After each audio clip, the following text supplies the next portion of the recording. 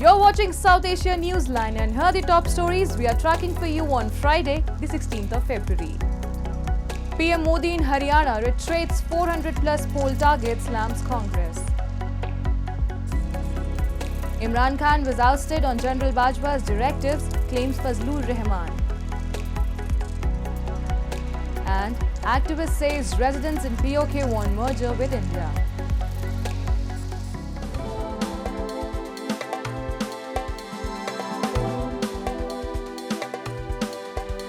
And now for all the details. Indian Prime Minister Narendra Modi, while addressing an event in Haryana on Friday, expressed confidence that the ruling BJP-led NDA alliance will cross 400 seats this time and his government will secure a third term. He said he seeks blessings from the public to make India the third largest economy in the world and highlighted the achievements of his government in the last 10 years, including the historical moon landing event.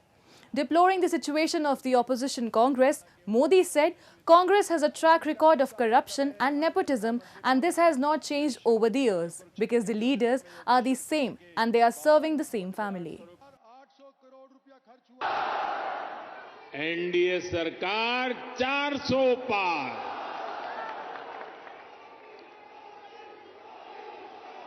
साथियों, लोकतंत्र में सीटों का महत्व तो है ही,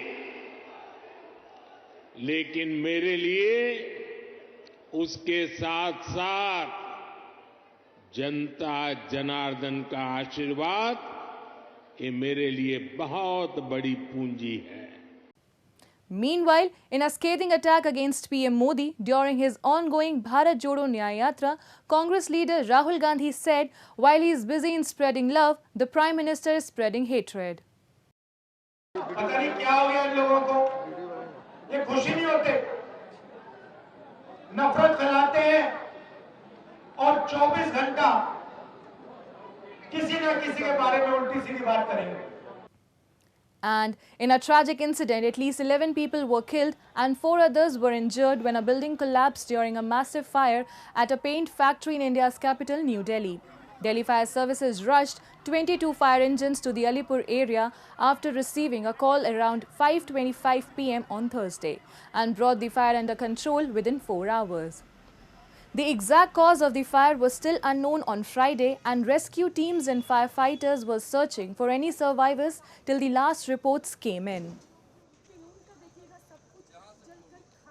Unfortunately, इसमें जो है 11 लोगों की जो डेथ हो गई है, लेबरर थे, ये अंदर ट्रैप हो गए क्योंकि पेंट की जो आग होती है वो बहुत मुश्किल से बुझती है और बिकॉज ऑफ ब्लड जो ब्लास्ट हुआ उससे बिल्डिंग गिर गई और ये लोग trapped.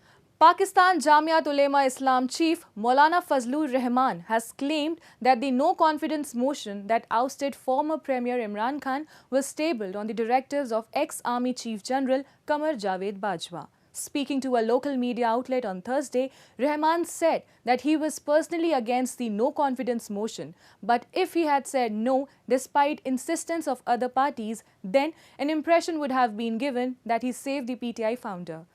The PDM removed the PTI government in April 2022. The multi-party alliance led by Shehbaz Sharif ruled the country for 16 months before handing over the reins to the caretaker setup. Khan first insisted that US had him removed, a claim that Washington denies. However, then Khan later shifted the blame to General Bajwa. This comes amid a growing political uncertainty as the general elections held a week ago did not return a clear majority for anyone. But independent candidates backed by Imran Khan won 92 out of 264 seats, making them the largest group.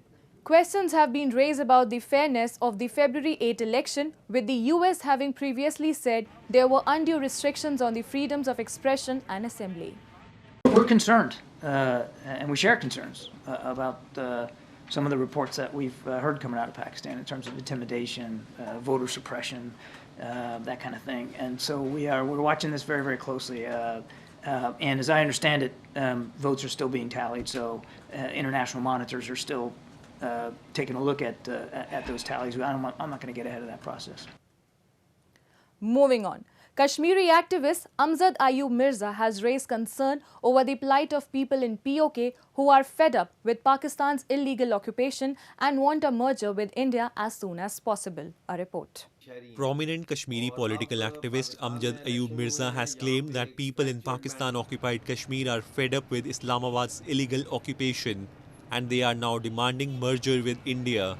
Mirza emphasized the prevailing economic situation in PoK has irked its residents, with Pakistan failing to deliver on its promises. The region has been marred with issues like poverty, record inflation, unemployment, load shedding and poor infrastructure.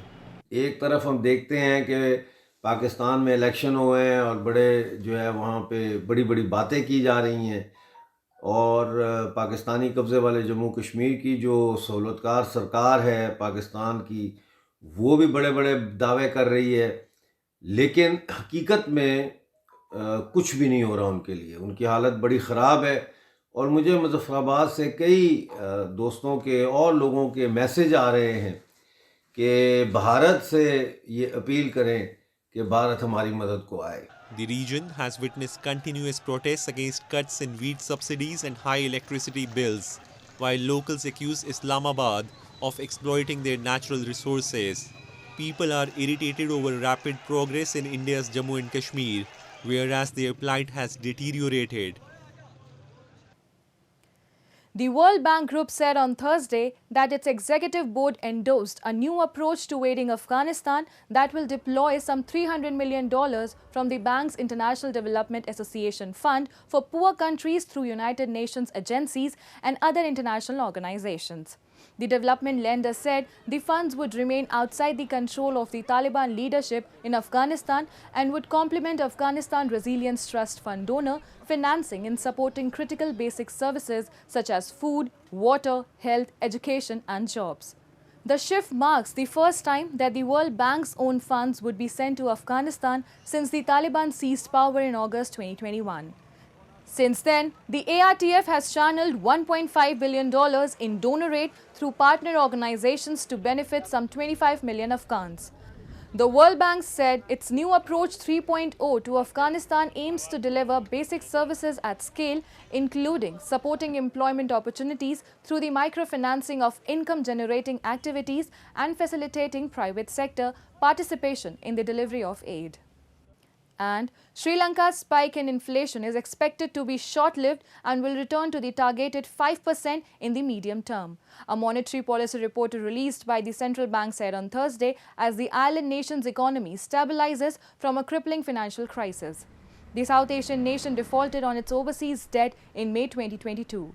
But its economy is now seeing glimmers of recovery helped by a $2.9 billion IMF program. At the start of 2024, Sri Lanka raised its value-added tax from 15 to 18% to meet IMF revenue targets, sparking a renewed rise in its key inflation rate.